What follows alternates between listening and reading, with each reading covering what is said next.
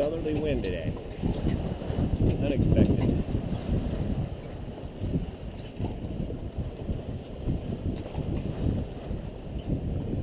Guess at some point I gotta go study my charts and figure out where I'm going.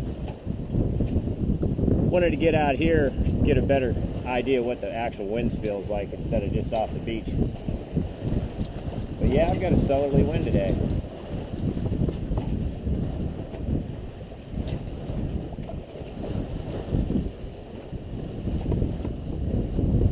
Playing 27B.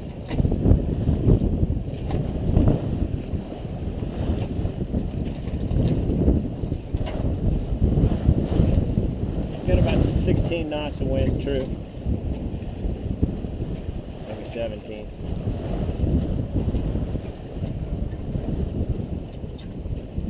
Not enough distance fetch board to build up and get a good shot going. Yesterday out on the other side, open to Exumus Sound and the Big Bay, I don't know, I think it's maybe called the Fight, whatever, in the backside of a loop. It was nasty. I had the storm boards in. I thought I was going to get pooped a couple times. Once I looked over and seen a wave break, and I thought for sure it was coming through the side of the boat. Only at about 13 foot of water, winds of about 15 to 18 knots. And it just stands it up real tall and real close together. No fun. Inside of my boat after yesterday looked like somebody picked it up and shook it and put it back down. Everything in my lockers were rearranged.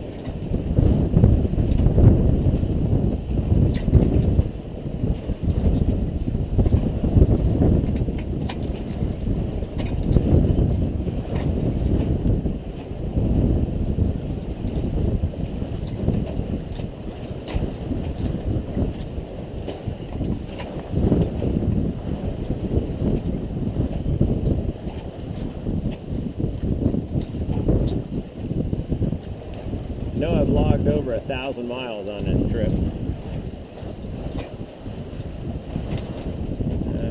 What exactly? I'm not sure. I've got clouds coming over, creating shallows, or not shallows, shadows in the shallows.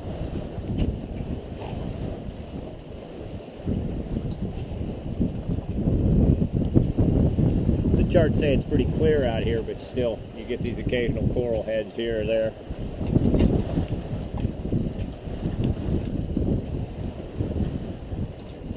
How many miles have we done on this trip?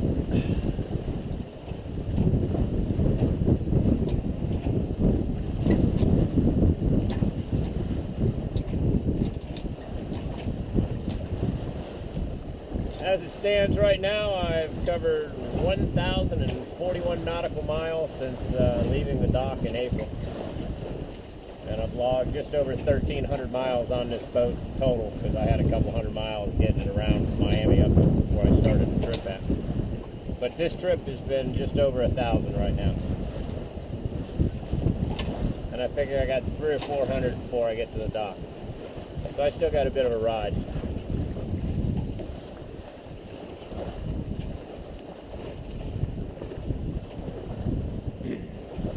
Coming north is much better than going south. I don't care what anybody says.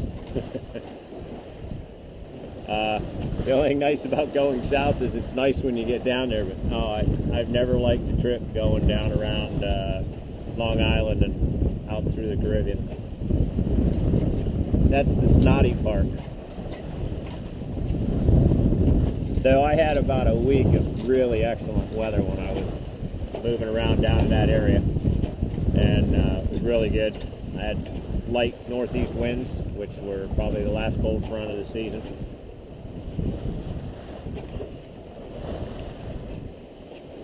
Made the trip much more enjoyable. I was expecting it to be a lot more uncomfortable. But the passages were good, the waves weren't too big, the winds weren't too much, had a full moon. Made for some really great anchorages out in the out islands.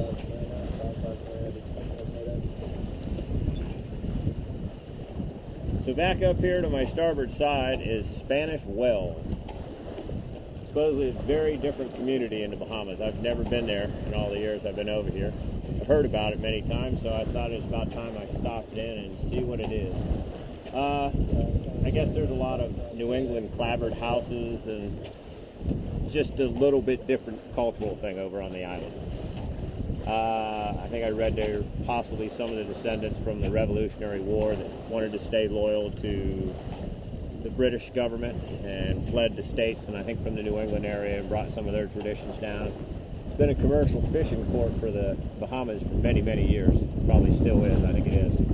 That's not really a tourist island. I guess there is some stuff on there now because people do stop, but I don't think it's ever been set up as truly a tourist area.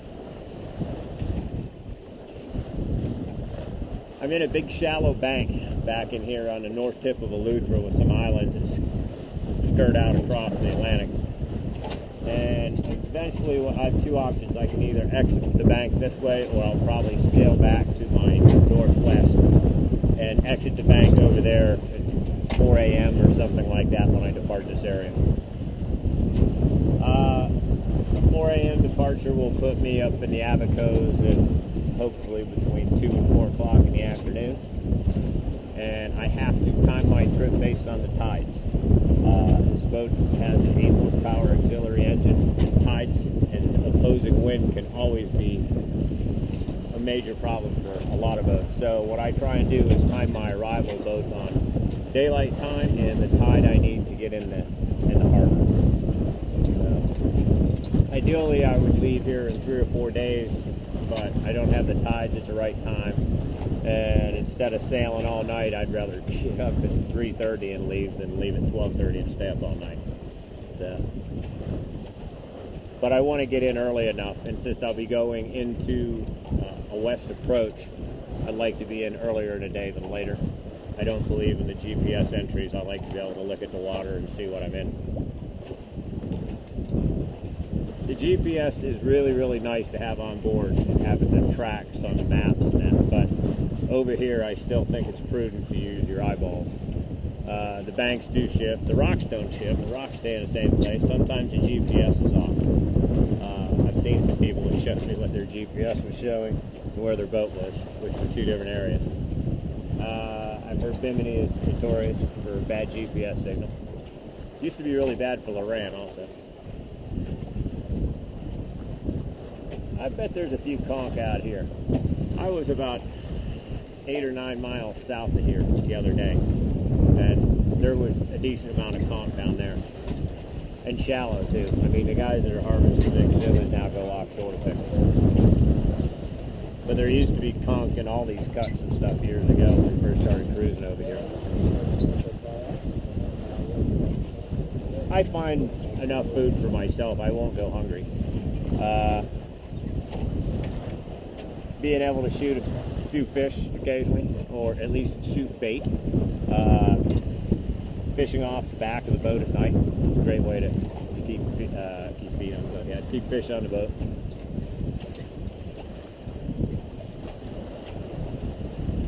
And what I'll do is I'll go out and pop a couple small grunts or snappers or something of that sort, or jacks if I can get them, and make cut bait with them and just fish behind the boat for snapper at night.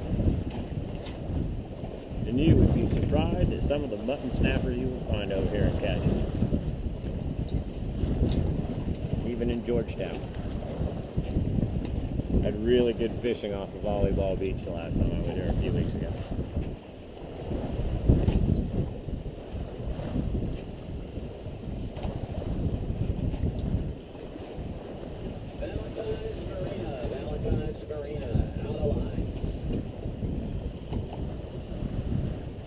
A lot of sharks in the Georgetown Harbor. Always have been.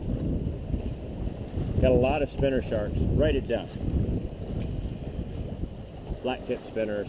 Some people just call them a black tip. But really fun. They're aerobatic. So it's really neat to have them launch in between the boats and stuff like that at happy hour. It's a, sort of a neat thing to watch.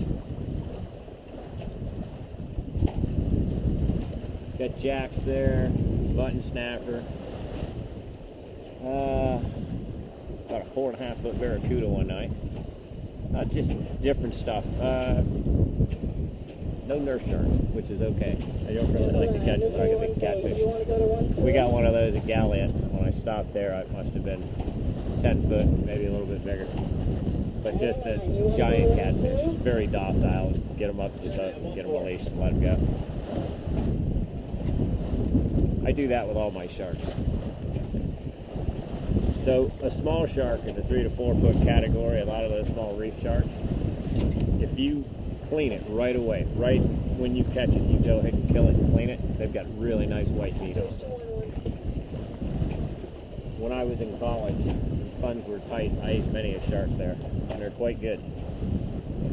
But the trick is you can't let them sit, you got to clean them immediately.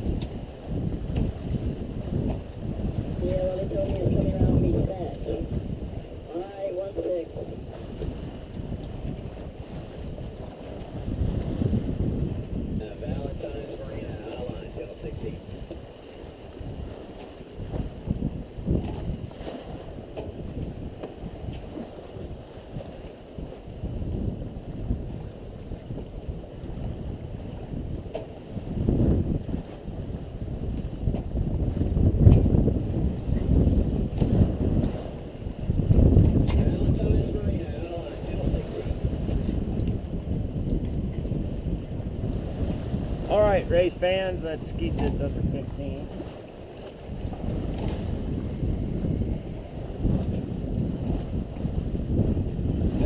Thanks for sailing with Wanderlust Charters, and blame it. Cheers.